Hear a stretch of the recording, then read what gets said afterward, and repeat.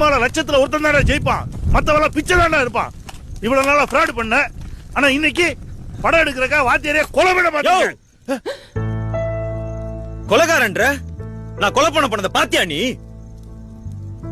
ஆமாயா, நான் ஃப்ராட் தான். எதனால? ஒன்னாலயும் முட்டாள்தனமான கண்டிப்புனாலையும். சின்ன வயசுல கதற ஸ்கூல்ல கொண்டு போய் விட்ட, இப்ப வரைக்கும் படிப்புன்னு கதற விட்டுட்டு தானே இருக்க.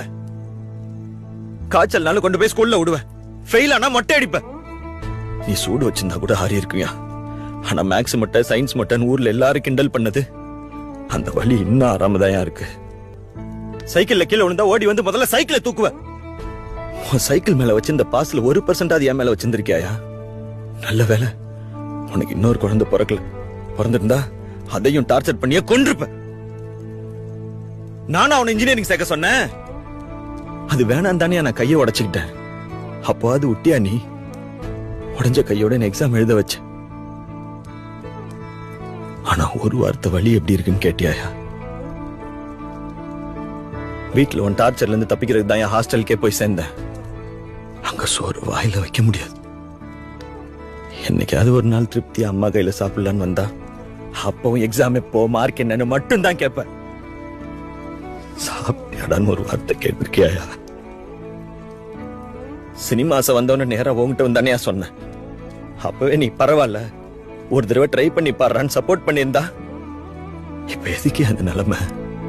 அதை விட்டுட்டு ஒரு பைத்தியக்காரனை கூட்டு வந்து நீயும் அப்படிதான் ஆயிடுவேன்ற மனுஷனாயா நீ? யோ, இது வரைக்கும் நீ எனக்காக என்னையா பண்ணிருக்க? உனக்கு என்ன, இந்த உலகமே இடிஞ்சு விழுந்தாலும் நான் இன்ஜினியர் ஆகணும், வேலைக்கு போய் அந்த எஜுகேஷன் லோனை அடைக்கணும், அதானே? கவலைப்படாத, அது எப்படியாவது நான் அடைச்சிடுறேன்.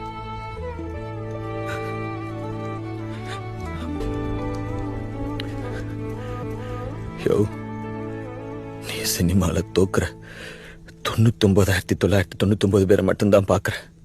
ஆனா நான் ஜெயிக்கிற அந்த ஒருத்தனை தான் பாக்குறேன்.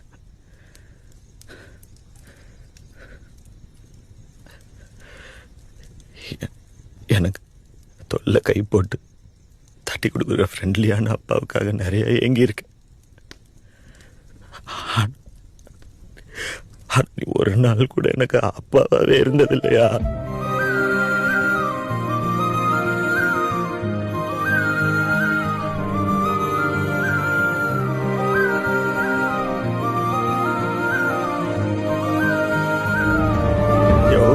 சரியான சாடிஸ்டியா.